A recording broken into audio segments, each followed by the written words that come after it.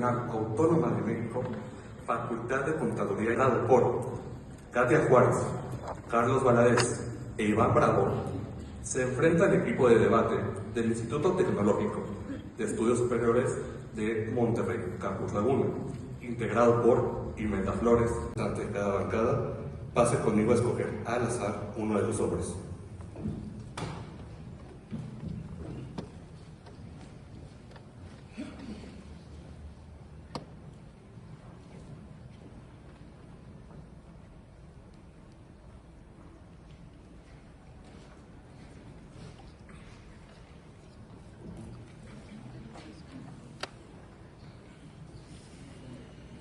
Escuche con atención. Abran el sobre y por favor enseñe al público la postura.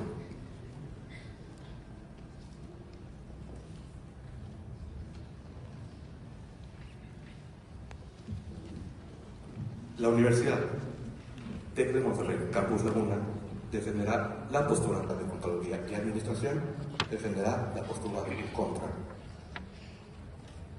Se enfatiza que las posturas fueron designadas por sorteo y al azar. Por favor.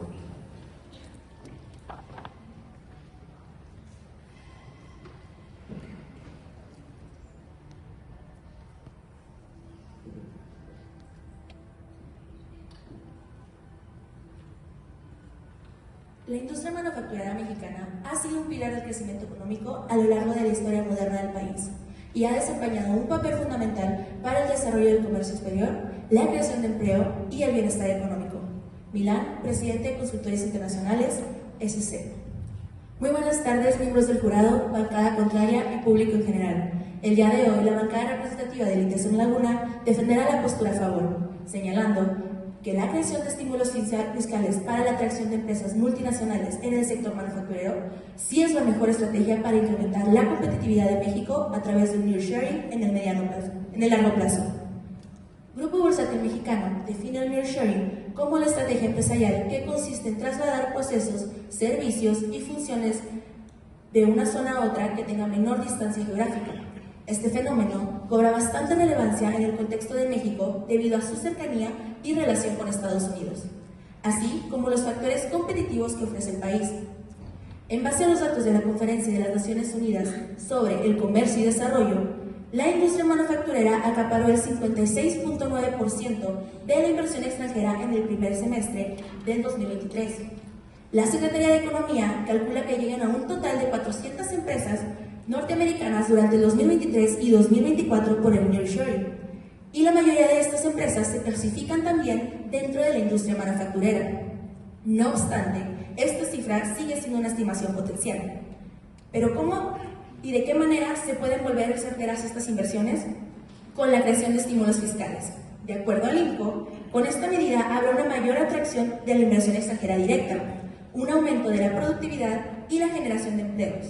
Sin embargo, esto no es lo único que se debe realizar. El INCO señala que para que exista una estrategia efectiva que parta de la creación de los estímulos, se debe contemplar más instrumentos de política pública que atiendan los retos enfrentados por las distintas regiones del país para incrementar su competitividad y generar un empleo de calidad.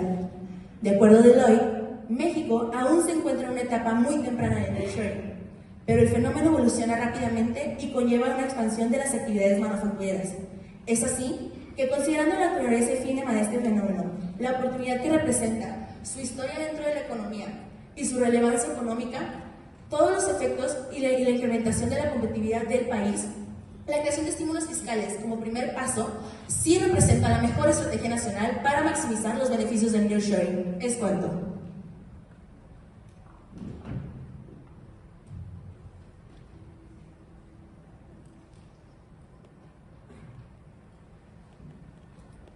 La postura en contra puede comenzar su intervención a su primera palabra.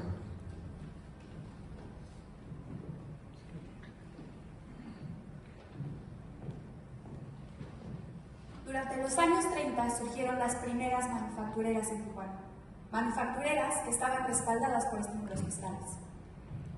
Un par de manufactureras se convirtieron en parques industriales y lo que parecía crecimiento económico y prosperidad escondía un secreto: pobreza, desigualdad, inseguridad y otros problemas. ¿Cuál fue la causa? La falta de planificación a largo plazo para así garantizar que tanto las empresas como la población contaran con cuestiones sostenibles. Este capítulo ilustra cómo a veces el progreso aparente puede cubrir. La postura en contra puede comenzar su intervención a su primera palabra.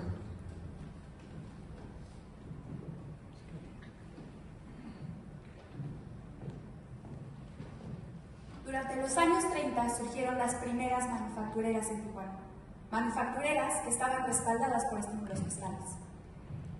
Un par de manufactureras se convirtieron en parques industriales y lo que parecía crecimiento económico y prosperidad escondía un secreto: pobreza, desigualdad, inseguridad y otros problemas. ¿Cuál fue la causa? La falta de planificación a largo plazo para así garantizar que tanto las empresas como la población contaran con cuestiones sostenibles. Este capítulo ilustra cómo a veces el progreso aparente puede cubrir desafíos que afectan la competitividad del país. Buenas tardes, soy honorable jurado, licenciado Ábalos, maestro del Muro y licenciada Díaz, bancada contraria y público en general que nos acompaña. El día de hoy, la bancada en contra demostrará que la creación de estímulos fiscales para la atracción de empresas multinacionales del sector manufacturero no es la mejor estrategia para incrementar la competitividad de México a través del nearshoring en el largo plazo. Postura que a lo largo de este debate defenderemos bajo los siguientes 3 argumentos. Número 1.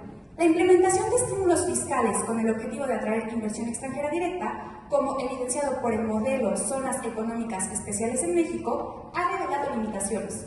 Asumir la carencia de incentivos fiscales es la única barrera para la inversión en estados como Michoacán, Guerrero y Chiapas. Es una visión simplista. La presencia del crimen organizado, la falta de capital humano capacitado y la ausencia de ciudades intermedias son factores cruciales que no pueden ser subestimados. Aunado a esto, incluso en los estados más desarrollados como son Nuevo León o la Ciudad de México, persiste la escasez de personal capacitado para la industria manufacturera. En segundo lugar, la recaudación fiscal es un pilar fundamental según la CEPAL. Surge como una barrera para mejorar la competitividad en México. Aunque los estímulos fiscales pueden atraer a empresas multinacionales, existe un riesgo palpable: la baja recaudación impositiva. Datos revelan que la carga tributaria en México es significativamente menor a la de países de la OCDE, menor en un 18%, afectando factores clave de competitividad. Además, estos estímulos fiscales mal diseñados podrían comprometer la capacidad del gobierno para financiar proyectos esenciales y mejorar la infraestructura. En tercer lugar, si bien la búsqueda de estímulos fiscales para atraer empresas multinacionales trae como objetivo impulsar el nearshoring, debemos ponderar cuidadosamente los riesgos asociados con una expansión descontrolada. De igual manera, el doctor Gerardo Esquivel nos advierte sobre los problemas sociales graves generados por una planificación territorial deficiente. Muchas gracias.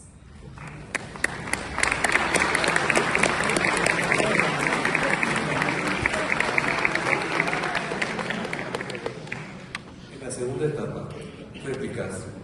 Los participantes tienen 3 minutos para hacer sus réplicas al equipo contrario.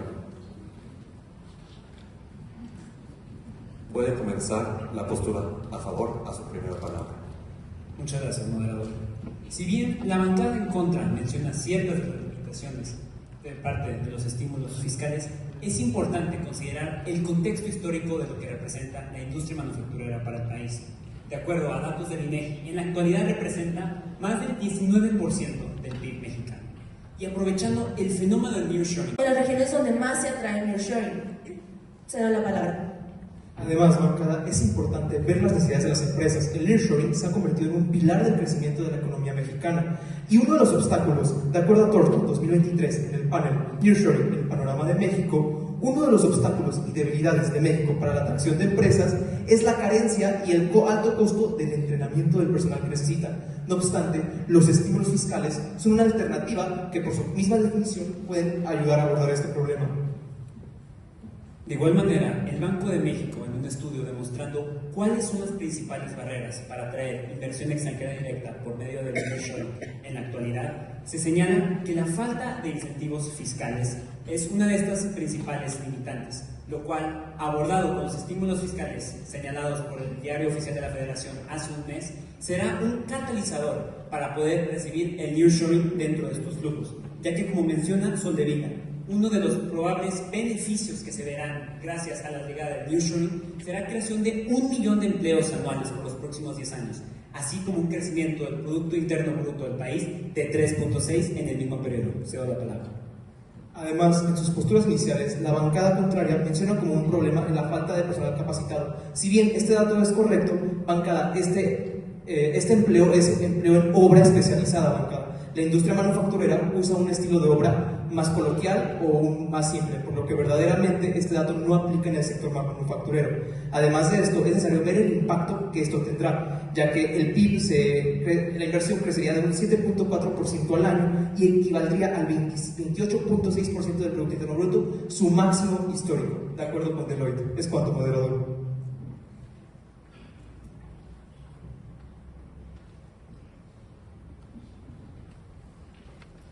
Puede continuar la postura en contra. A su primera palabra. Muchas gracias por el uso de la palabra moderno. Y claro que sí, es esencial que hoy venimos a proponer cuál es la mejor solución para fomentar la competitividad y aprovechar la oportunidad del nearshoring. Y mencionaba que uno de estos aspectos es que no hay una carencia del capital humano y por ende no debe ser tomado en cuenta, porque no afecta a la manufactura. Dato que difiere de la industria de transformación de Nuevo León, que informó que 4 de cada 10 están afectados por la falta de personal capacitado en la industria manufacturera. 4 de cada 10 parques industriales. Entonces, ¿el personal capacitado es un problema? ¿Sí o no? Y la otra, para formular la mejor propuesta hay que ver cuáles son las limitaciones que se han forjado en la industria manufacturera. Y dentro de ellas se menciona que los parques industriales en el estudio de BBVA sobre nearshoring es que 91% de estos parques han tenido afectaciones relacionadas con abastecimiento de agua y el segundo con abastecimiento de energía con una ausencia del 63%. Es eficaz apostar por la infraestructura a través de programas del gobierno y no necesariamente por un estímulo fiscal. Bien, la bancada pide el uso de estilo de obra simple para la manufactura. Sin embargo, esto es contraproducente para el país en el largo plazo. Esto nos va a dejar en la misma desigualdad, en la misma pobreza. Lo que buscamos es aumentar la competitividad y eso se hace mediante el uso de mayor productividad. Esto se tiene que hacer con innovación y no con un estilo de obra simple. Es muy simple. Continuando, bancada. Permítame mencionarle, comentaban el impulso de la manufactura en el norte del país, pero hay un caso esencial que debemos analizar, el caso de Tijuana. Tijuana promulgó la ley de perímetros libres en el 65. A través de esto surgieron, a lo largo de la frontera, estímulos fiscales. Pero ¿qué sucede hoy en día? La Comisión Estatal de los Derechos Humanos de Baja California, quien señaló el 27 de julio de 2023 que en los últimos 30 a 35 años hay una sobreexplotación laboral en la industria manufacturera en Tijuana, sobre todo de mujeres en turnos nocturnos y madres de familia sin guarderías. Este es un caso típico de las maquiladoras. Si requerimos impulsar México, si requerimos la competitividad del país, se requieren bases sólidas, resolver problemas estructurales que impulsen al país. Y los estímulos fiscales no nos convienen para esto. Requerimos más inversión, más impuestos. México es el país de la OCDE que menos impuestos recauda. ¿Cómo esperamos solucionar problemas si no recaudamos impuestos y además damos un estímulo fiscal? Requerimos soluciones eficaces, aumentar la carga tributaria e impulsar el desarrollo de infraestructura. Asimismo, mencionaba que el Diario Oficial de la Federación declaraba que los estímulos fiscales iban a ser un catalizador. ¿Y cómo no lo va a declarar si es su propuesta? Lo mismo mencionaba con las zonas especiales económicas, que fue un programa fracasado que se enfocaba al desarrollo de 7 áreas estratégicas por estímulos fiscales. Es cuanto.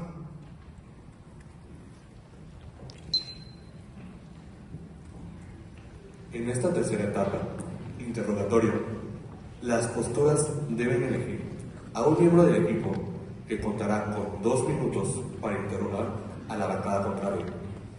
Les recordamos que para la bancada interrogada no está permitido interrumpir al interrogador.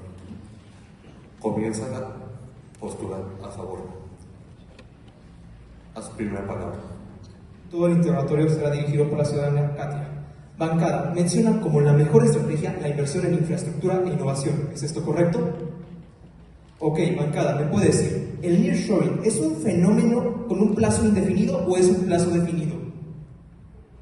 Bueno, bancada, eso es correcto. De acuerdo a Baker, 2023, director general de ASTA y Consultores Internacionales, el nearshoring es un fenómeno que no durará para siempre y tiene que atraerse ahora. Si bien no se puede precisar una fecha de caducidad, el periodo estimado es 5 años. Bancada, en un periodo de 5 años, ¿se pueden ver reflejadas las inversiones en infraestructura e innovación? Bancada, estamos discutiendo el largo plazo. El mediano plazo no es relevante para esta tesis. Bueno, bancada, se está mencionando que el nearshoring tiene un periodo de caducidad de 5 años, bancada. El plazo es muy importante porque el nearshoring no durará para siempre. Entonces, bancada, ¿las obras de infraestructura se van a ver reflejadas e innovación en 5 años?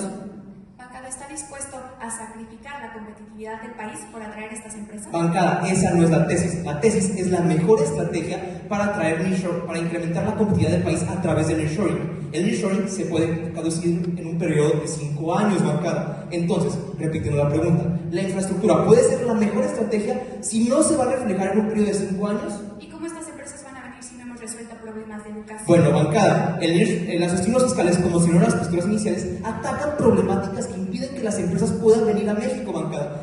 Como se mencionó también, aproximadamente 400 empresas se espera que vengan para 2024. No obstante, no es seguro esto. Se espera que con los estímulos fiscales lo sea, bancada. ¿Y una empresa cómo estará en el país si hay inseguridad, si sus empleados no van a ser capaces, si sus carreteras van a estar bloqueadas cada fin de semana? Bancada, entonces la mejor estrategia es no hacer nada, invertir en infraestructura y desaprovechar la oportunidad del nearshoring, bancada. Proponemos aumentar la carga tributaria para así Bancada, hacer de acuerdo a la frente CEPAL, todos los aspectos tardan 5 años. Innovación, inversión en infraestructura no se verán reflejados en el corto plazo para que el nearshoring pueda... Tiempo.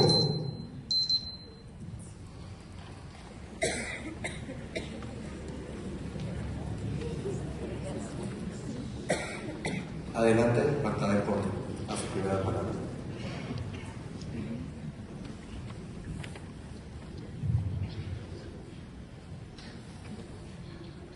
Buenas tardes, bancada.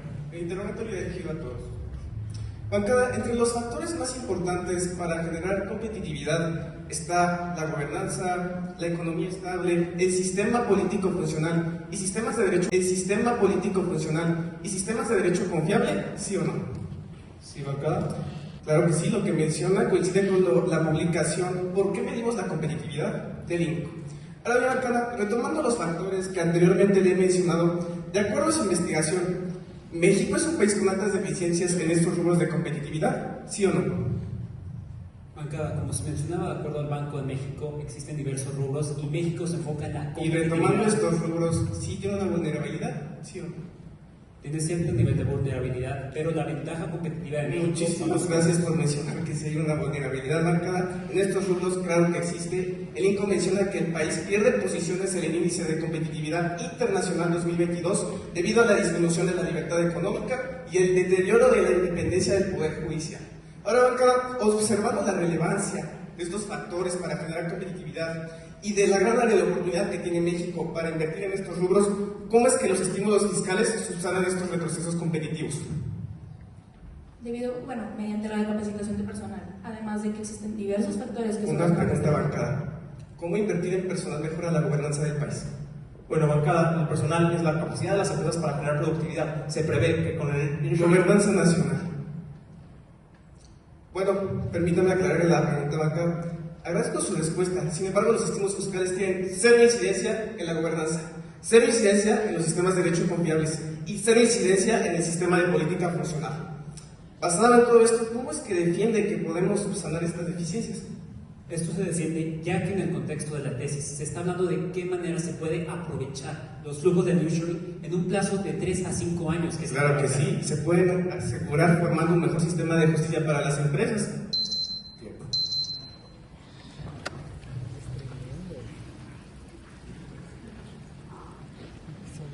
En esta etapa, cada postura debe elegir a un miembro de cada equipo, que entablará una discusión fluida cara a cara. Este enfrentamiento tendrá una duración de 2 minutos y medio. Las intervenciones se harán de manera ordenada levantando la mano para pedir la palabra. Les recordamos que todas las intervenciones deben hacerse con respeto hacia el oponente.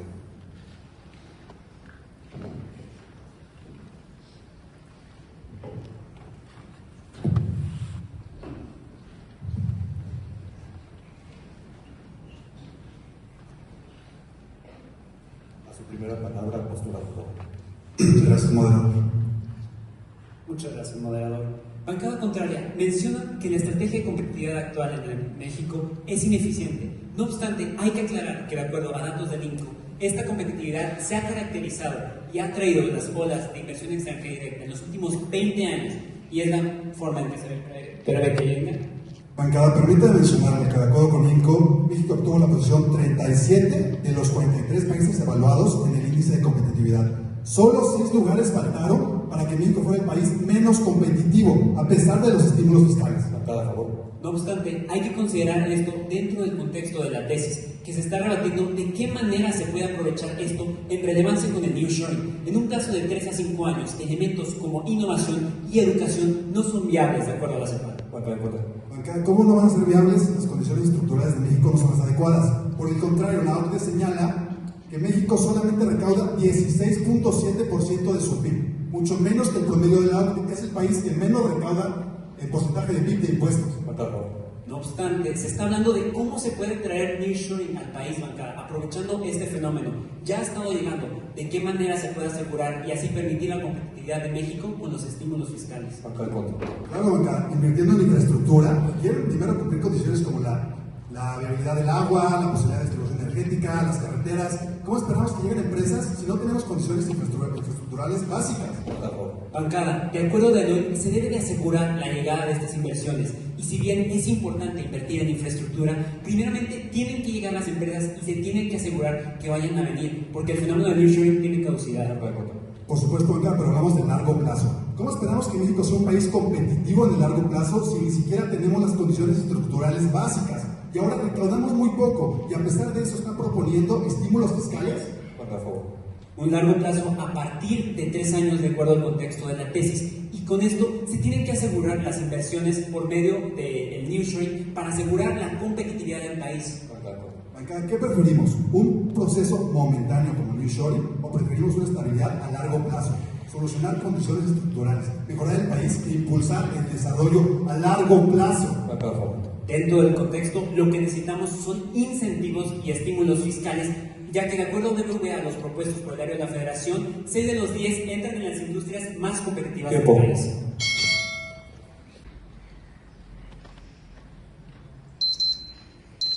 En el quinto etapa, interrogatorio de los jueces, cada miembro del jurado cuenta con 1 minuto y medio para interrogar a los miembros de cada equipo. El juez puede interrumpir a los participantes en todo momento. Comienza el interrogatorio a la postura a favor. El tiempo comenzará a contar después de que cada juez termine de pronunciar su primera pregunta. Empezamos con el licenciado Eduardo Ábalos Méndez.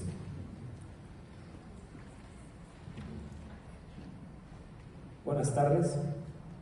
¿Qué rol jugaría la corrupción al momento de estar ofreciendo los estímulos fiscales a las empresas a largo plazo?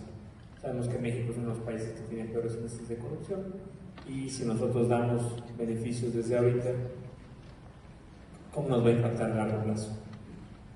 Muchas gracias por su pregunta, licenciado Eduardo. Si bien la corrupción siempre ha sido una problemática en México, esto no cambia el hecho de que durante los últimos 3 años el nearshoring, de acuerdo a la Secretaría de Economía, ha estado en un crecimiento constante. Entonces, realmente esto no ha suponido un problema. De la misma manera, es necesario notar que, de acuerdo con Carbanzo 2023, las empresas también pueden traer tecnologías para aprovechar y aumentar la competitividad del país. Sí, pero de todas maneras, la pregunta sigue siendo la misma. En México, históricamente, las grandes empresas como Grupo Carso pagan unas cantidades irrisorias de impuestos. ¿Cuál sería el impacto a largo plazo si nosotros seguimos por esta vía? Las grandes empresas en México pagan mucho menos que los contribuyentes promedio. Muchas gracias por su pregunta, licenciado. Si bien eso es una realidad, como usted ha mencionado, dentro de lo que se está considerando y buscando aumentar la competitividad del país, esta industria manufacturera, las empresas que quieren llegar al país, representan una oportunidad para mejorar las condiciones. Y si bien ha habido factores de corrupción y que no han sido beneficiosos para toda la población, esto requiere un esfuerzo social que está fuera del contexto de la tesis, ya que se tiene que aprovechar el nearshoring, ya que, como menciona BBVA, es mejor recibir estos flujos en este plazo a no recibirlos. Entonces estaríamos aceptando sacrificar la contribución tributaria de grandes empresas para atraerlas y ponerles, además tener que ponerles infraestructura, por ejemplo. Gracias. Agradecemos la intervención del licenciado Eduardo Ábalos Méndez. Continuamos con el maestro José Manuel del Muro Guerrero.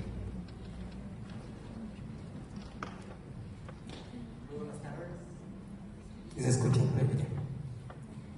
¿Cuáles son los principales beneficios que ustedes ven con aplicar el nearshoring en México? Claro que sí, existen diversos beneficios de acuerdo a COVID.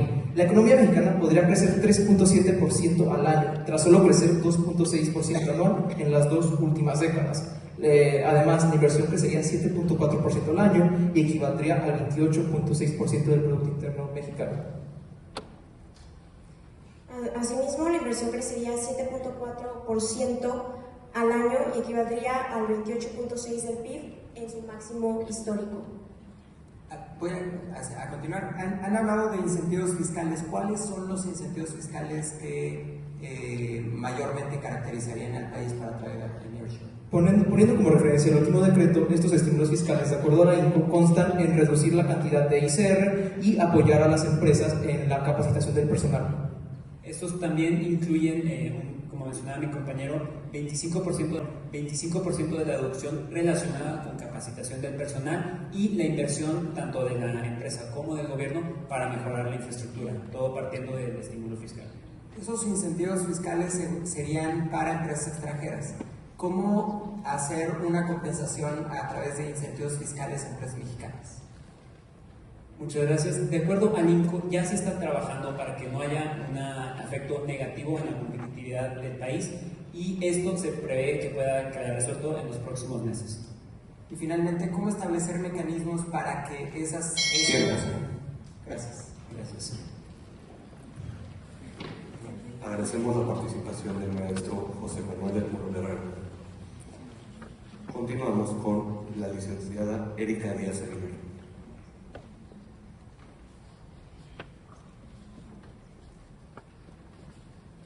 Gracias. Menciónenme, por favor, el ejemplo de alguna entidad federativa que haya alcanzado el éxito utilizando estos estímulos fiscales de los cuales nos hablan.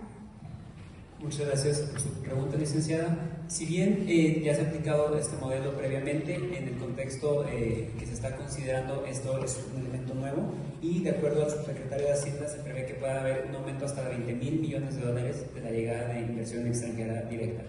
Esto para permitir que las empresas se asientan y mejoren las condiciones tanto en términos de creación de empleo como competitividad del país. Entonces, ¿no hay alguna entidad federativa que en la actualidad haya generado éxito con estos estímulos fiscales? En México no, no obstante existen ejemplos de otras naciones, tal es el caso de Estados Unidos en su proyecto. En este caso, ¿cómo comparamos el status quo de otro país como Estados Unidos con el nuestro cuando existen diferencias? Muchas gracias por su pregunta. La comparación que se hace es mediante la implementación general o el propósito de estos estímulos fiscales, sabiendo obviamente la bancada que no se puede comparar completamente el contexto, sino la idea que es atraer y promover la competitividad dentro de los países. Y respecto a la pregunta sobre el Estado, actualmente Nuevo León ha sido uno de los principales estados que ha recibido las olas de nearshoring y el gobierno estatal se ha asegurado de poder recibir estas inversiones mediante tratos directos con las empresas. ¿Me puede mencionar quién es su fuente cuando usted afirma que Estados Unidos ha tenido este impacto y cuál ha sido ese impacto, el porcentaje? Sí, la fuente es un estudio de INCO. Tiempo. Muchas gracias.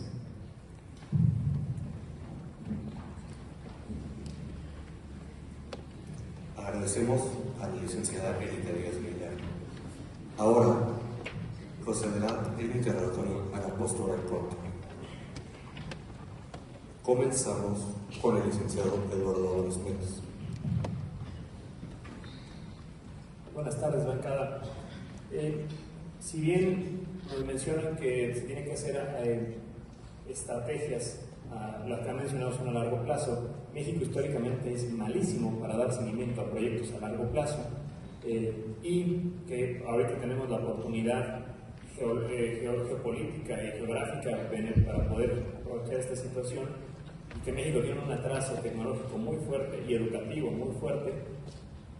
¿Qué podríamos hacer entonces para aprovechar el nearshoring si no somos competitivos en la mano de obra y no somos el único país que puede empezar a aprovechar esta reconfiguración de las cadenas de suministro? Muchas gracias, Luis, por su pregunta.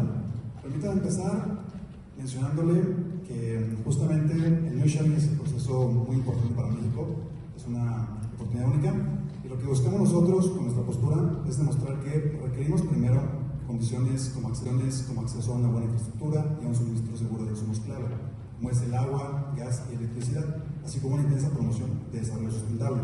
Entonces, si queremos que el fenómeno del nearshoring, además de pasajero, represente también a México como un lugar geográfico importante para el desarrollo global de la industria, debemos de cumplir con condiciones estructurales, pero que no pueden ser financiadas debido a que la carga progresiva de México, de acuerdo con la OCDE, en porcentaje del PIB, es el país que menos recauda de su porcentaje del PIB. Entonces, un estímulo fiscal simplemente limitará la oportunidad de poder acceder a mayores impuestos, porque si nosotros no solucionamos condiciones estructurales, más empresas no podrán venir a nuestro país. Primero requerimos condiciones adecuadas.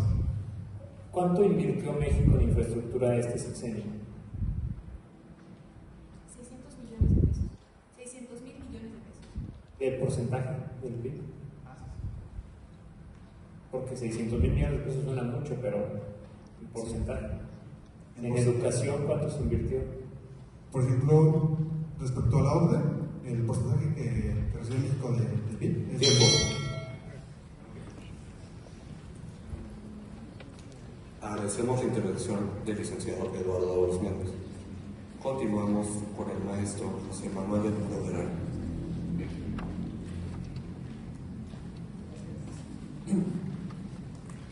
El no traer nearshoring, México perdería una gran oportunidad de inversión extranjera en el país.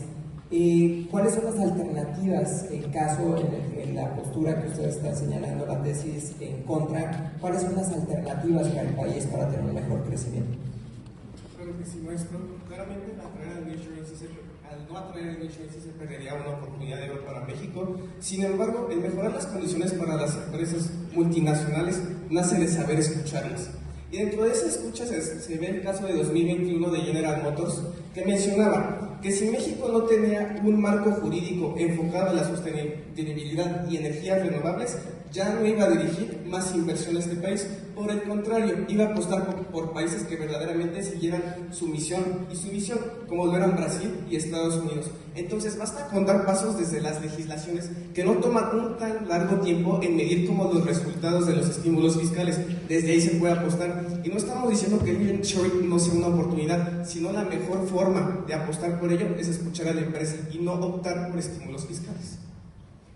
Parece que América Latina se está peleando por el nearshoring, ¿no? Hay países como Brasil, como Colombia, que están buscando que empresas japonesas, chinas, asiáticas, en su mayoría, inviertan en sus países.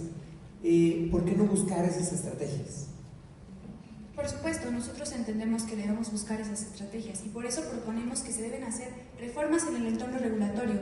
Un estudio realizado por CIPCO, una consultora experta en normatividad, nos indica que somos el tercer país en el que es más difícil entrar. Nos encontramos con un tiempo de espera de más del 925%. Tiempo.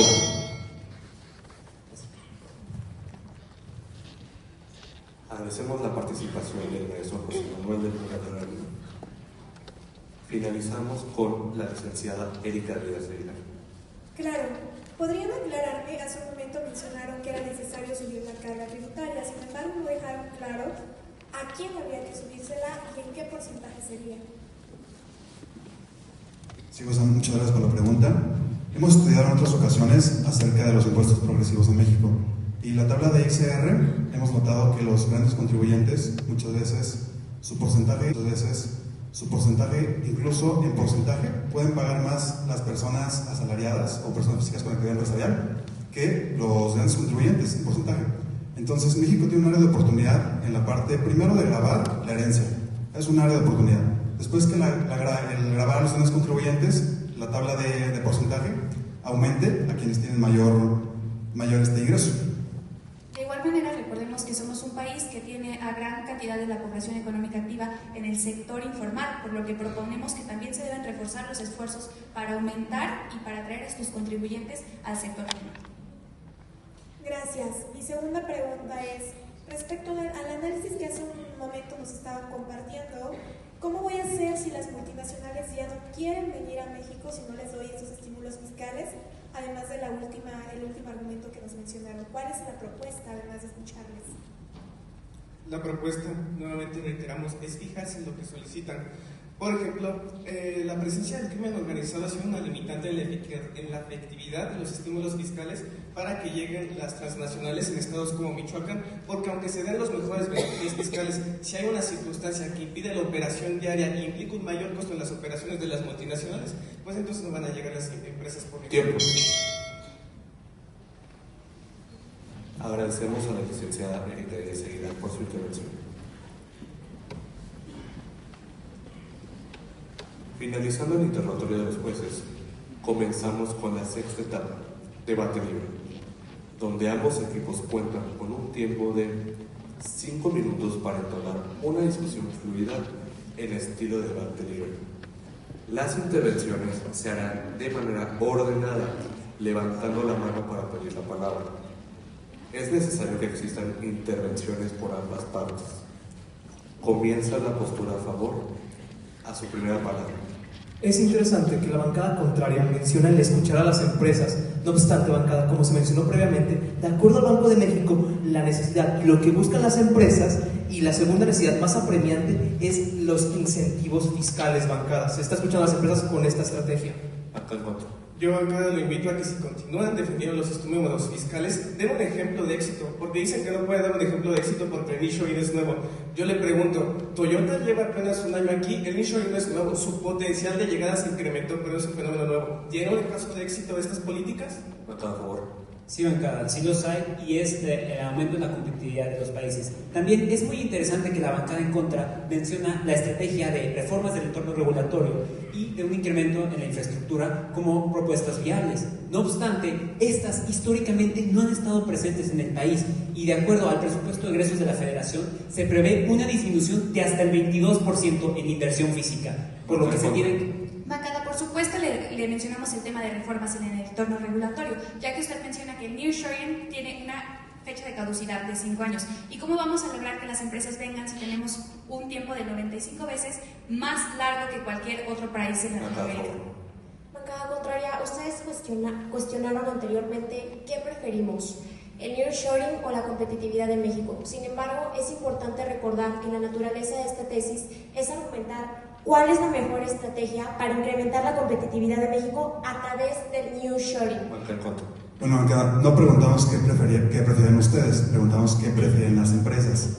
Las empresas prefieren condiciones estructurales adecuadas para el desarrollo de sus operaciones. ¿Qué pasa si una empresa no cuenta con la seguridad, no cuenta con el suministro de agua, con el suministro de electricidad? Que es el caso de Nuevo León. Primero se requiere infraestructura. Por favor. Bancada, si bien menciona la necesidad de infraestructura o innovación o educación, la bancada contraria no está negando esto, bancada. No obstante, la tesis habla del nearshoring y su aprovechamiento, bancada. Las inversiones de infraestructura, históricamente, como se ha mencionado, no se ven reflejadas antes de la fecha de caducidad del nearshoring, por lo que no puede ser la mejor estrategia, bancada. ¿Cómo defender la mejor estrategia si no hay evidencias de un caso de éxito? Entonces le hablaré de un caso de fracaso, que son los estímulos fiscales a las 7 zonas económicas especiales de la CEE. ¿Sabe por qué fueron un fracaso? Porque se invirtió en 7 y no en 2 zonas. Entonces la inversión se reparte tanto que no genera competitividad. Y por otra parte, Bancada, el caso de éxito es todos los flujos que ha recibido el país en los últimos años gracias a la inversión extranjera directa. De igual manera, mencionan que se necesita un marco ESG para que vengan las inversiones, pero estas han seguido viniendo. Lo que va a potenciar que sigan llegando y que tengan en el plazo de los próximos 5 años es los estímulos fiscales, que es escuchar a las empresas. Bancada, les recuerdo que el IPCO señala que hay 10 factores que miden la competitividad. ¿Cómo es que los estímulos fiscales van a aportar a 5 de los principales sectores económicos con potencial: relaciones internacionales, gobierno eficiente y eficaz, sectores precursores de clase mundial? Bueno, bancada, ¿cómo aumentar la competitividad? Es interesante que mencione esto, ya que de acuerdo con BBVA, 6 de las industrias beneficiadas por los estímulos fiscales se encuentran dentro de las más competitivas de México, bancada. Los estímulos fiscales se dedican a las empresas con mayor competitividad, que aumentará por ende la competitividad del país. Bancada, todo ha sido estimaciones y les solicitamos un ejemplo claro de una empresa. No lo ha proporcionado, pero un caso histórico y una realidad es la ciudad de Tijuana. Tijuana fue impulsada por la infraestructura y ahora tiene sobreexplotación laboral, tiene zonas de marginación, tiene carencia en seguridad, carencia en infraestructura en las carreteras. ¿Cómo esperamos? Bancada, como se mencionó previamente, el caso de Nuevo León está el ejemplo de Tesla, que si bien todavía no ha podido empezar con la construcción, ya se amarró que la empresa va a llegar al país a invertir gracias a los estímulos y los incentivos que propuso el Estado para atraerlos. De igual manera, mencionan soluciones que en el contexto histórico del país tampoco han sido viables, entonces hay que aprovechar el nearshoring con lo que México mejor tiene y sus condiciones. Por favor, bancada, menciona el estímulo fiscal que recibió Tesla para verse beneficiado. No lo conoce, no lo recibió. Pero le menciono que no sirve de nada generar estímulos fiscales si las obras se van a cancelar sin fundamento legal, como fue el caso de Constellation Brands, la planta cervecera en Mexicali, que a pesar de poder recibir estímulos fiscales se canceló sin un marco legal que diera certeza. Bancada contraria, cuestionaron cómo la implementación de estos estímulos fiscales mejorará la competitividad de México. Citaron a la INCO. De acuerdo con la INCO, la IE tiene el potencial de detonar la creación de nuevos empleos, la innovación tecnológica y una mayor integración en el comercio internacional. Datos que ustedes mencionan. La bancada menciona el caso de Tesla como éxito, aunque no es el más indicado. Estamos hablando de un México competitivo, no de un norte competitivo. Por eso necesitamos estrategias que realmente ataquen a los problemas estructurales de México. Bien. A partir de este momento, comienzan a contar 2 minutos y medio de receso para que los equipos preparen sus conclusiones. En la séptima etapa, conclusiones, cada equipo cuenta con 1 minuto y medio para exponer sus conclusiones. Les recordamos que el ataque a la contraparte está prohibido en esta etapa. Comienza la postura a favor. A su primera palabra. Primeramente, queremos agradecer a los jueces, la bancada contraria y el público por este ejercicio de debate. Las buenas decisiones del presente generarán los beneficios del presente y del futuro. México en la actualidad vive en medio de un fenómeno global, considerado y denominado como nearshoring. Este tiene el gran potencial de asentarse en nuestro país y dejar todos sus beneficios. Para esto, tiene entre los beneficios, de acuerdo al INCO, un aumento salarial, la creación de más de 1 millón de empleos formales en los próximos 10 años, un crecimiento del PIB y un aumento en la competitividad del país de manera gradual. Este fenómeno es efímero y se tiene que abordar de la manera más inmediata para poder aprovecharse al máximo. Y eso es lo que buscan los estímulos fiscales. Con todo esto, y a pesar de las limitaciones que tiene México como país en aspectos de corrupción, de mala competitividad y desigualdad, han seguido llegando las inversiones al país y cada vez de mayor calidad, esto prometiendo un gran futuro para el país y sentando las bases con los incentivos fiscales como un catalizador para que en el futuro se pueda desarrollar la innovación, aspectos como la infraestructura e inclusive la educación que puedan complementar todo esto, pero partiendo de los estímulos fiscales. Y con esto aseguramos que las empresas sí van a venir a México y no las dejamos en el aire o dejamos pasar esta oportunidad. Los estímulos fiscales no son perfectos, pero sí son un catalizador para México. Esta es una oportunidad única que tiene que aprovechar el país. Es tiempo.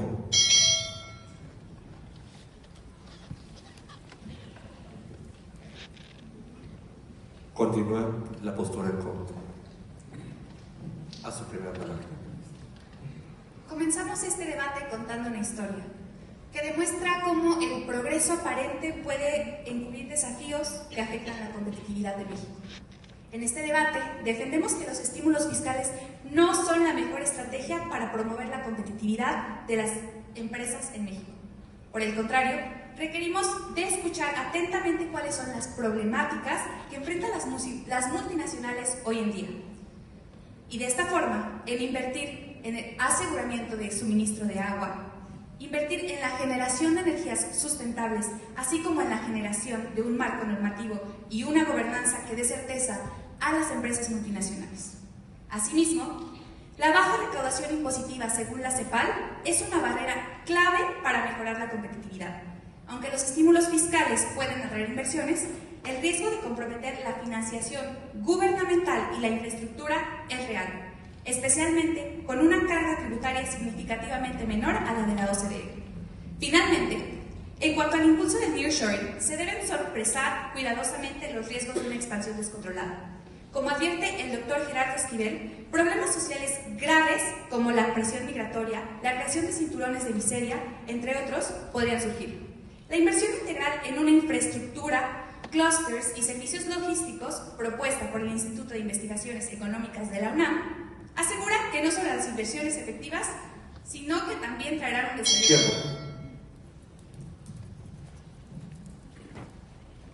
A partir de ahora se cuenta con 3 minutos de descanso para que el jurado pueda concluir con sus evaluaciones.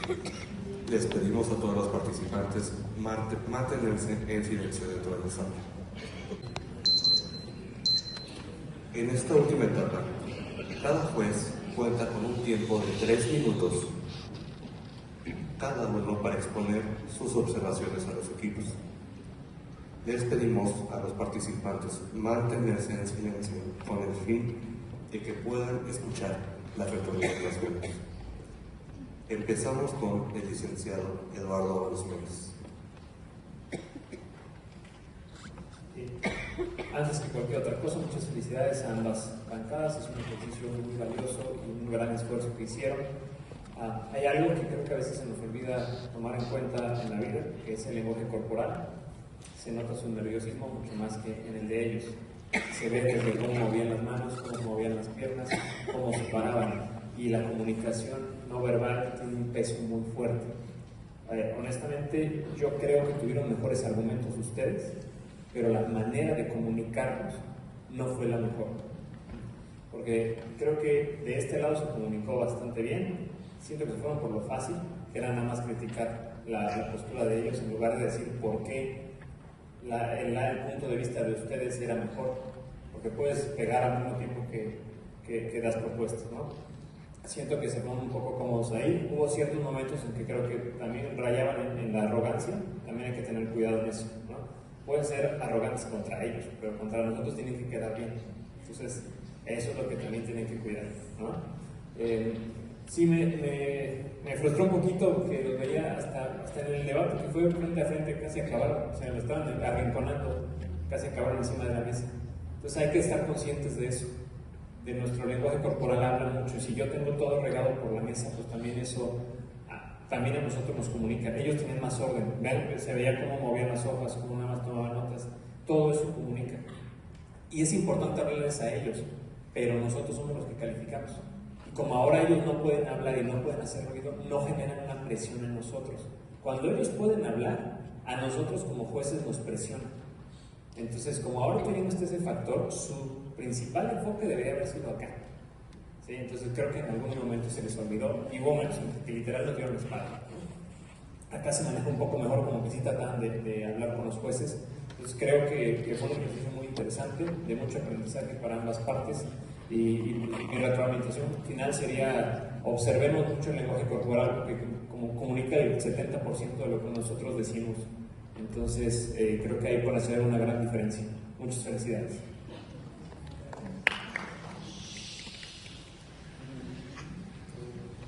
Agradecemos la intervención del licenciado Eduardo Valenzuela. Continuamos con el maestro José Manuel del Muro Guerrero. Felicito a ambas bancadas y creo que ambos hicieron un gran esfuerzo. Ya comentaba también anterior.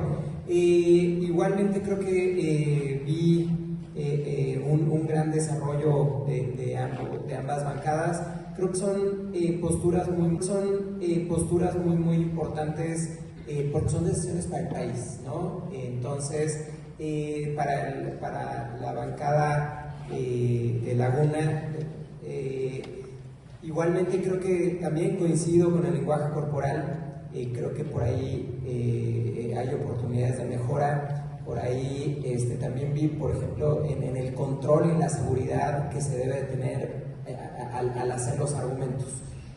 Cuando estaba en el micrófono, en algunos casos hasta temblaba. Entonces, tener mucho cuidado, el control. Sabemos que estar ante un público impresiona y eso, pero aunque a veces estemos con cierto nerviosismo, creo que hay que tener control, porque luego si uno tiene seguridad y tiene control, las ideas van a fluir muy rápido. Entonces cuando se empieza a tener cierto nerviosismo, creo que se empieza la repetición de los argumentos. Me pareció, por ejemplo, que se basaban demasiado en el tema de los incentivos fiscales, cuando creo que había algunas otras también cuestiones que se pudieron haber argumentado de muchísimos beneficios que pudiera tener el nearshoring. Del otro lado, para la bancada también, creo que de acá de la UNAM, creo que también en algunos casos se cayó en la repetición de los argumentos.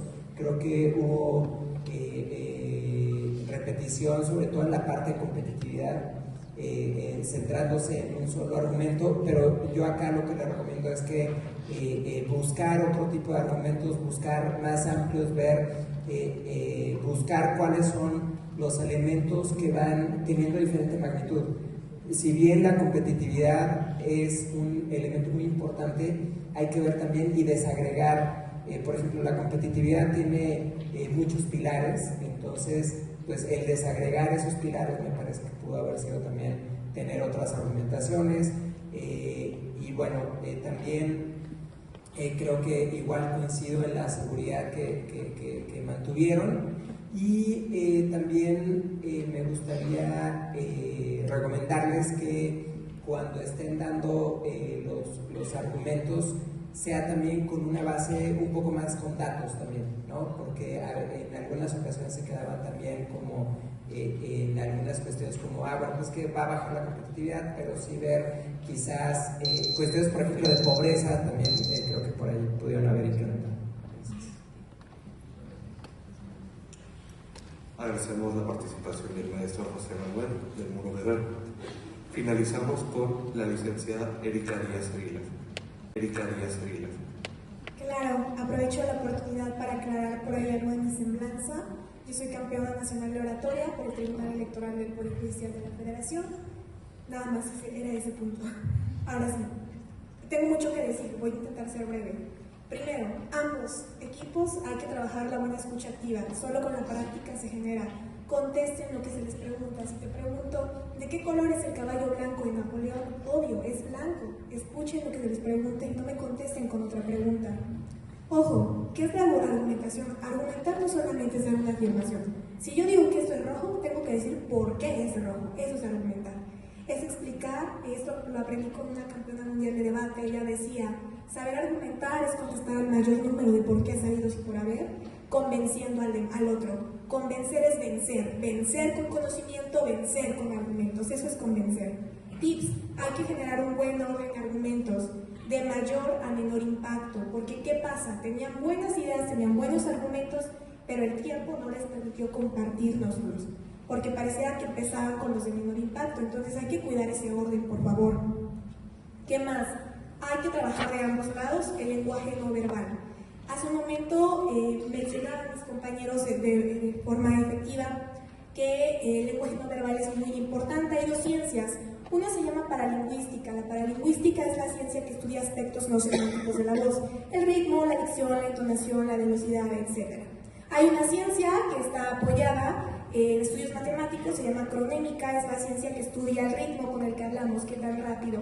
En el debate es bueno generar este tipo de, me gusta y lo aplaudo de este lado, que tienen una muy buena forma de llevar el ritmo. Sin embargo, también hay que cuidar que permita que las demás personas que terminen de entender. De este lado, por aquí, por no cuidar el ritmo, no terminaron su conclusión. Entonces hay que cuidar muchísimo esos aspectos, por favor. Respecto a la segunda ciencia del lenguaje no verbal, que se llama kinésica o kinesia, es la que estudia el lenguaje corporal.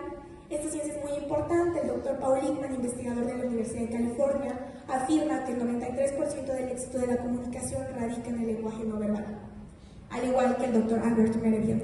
Esto es muy importante, el ademán. Vi que ambos tienen el ademán permite que yo enmarque las ideas más importantes.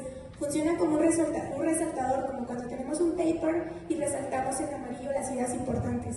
Eso les puede ayudar a ambos equipos, por favor. Ahora quiero terminar felicitándolos. El debate es el esplendor del pensamiento humano. El debate permite que nosotros trabajemos el pensamiento crítico, que nosotros seamos seres pensantes, y eso es muy importante. Así que los felicito a ambos. Sé que dieron lo mejor, me siento muy orgullosa de ustedes de llegar a una final como estas, y me siento afortunada de haber podido viajar desde mi país, desde mi ciudad, para poder estar con ustedes. Muchas gracias. De manera, agradecemos atentamente a los miembros del staff del Torneo Nacional de Debates 2023, quienes aportaron para el correcto desarrollo de la actividad en las diferentes etapas del mismo. Les pedimos un fuerte aplauso.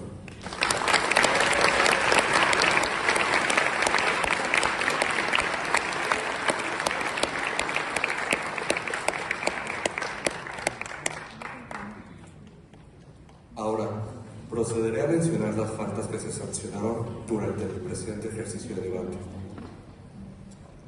Para la bancada a favor, hubo un total de 3 faltas leves. Para la bancada en contra, hubo un total de 4 faltas leves.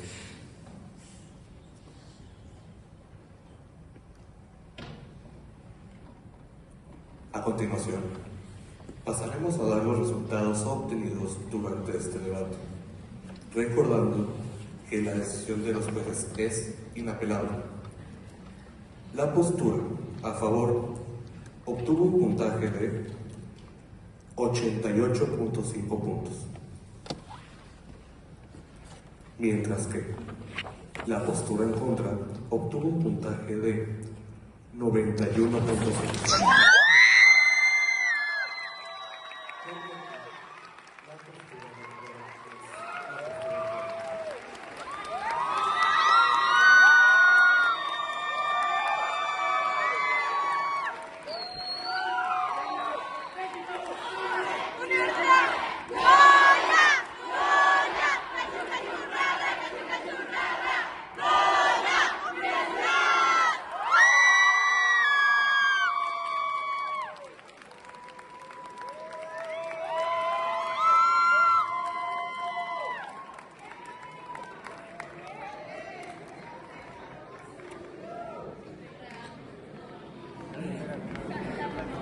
Con esto, damos por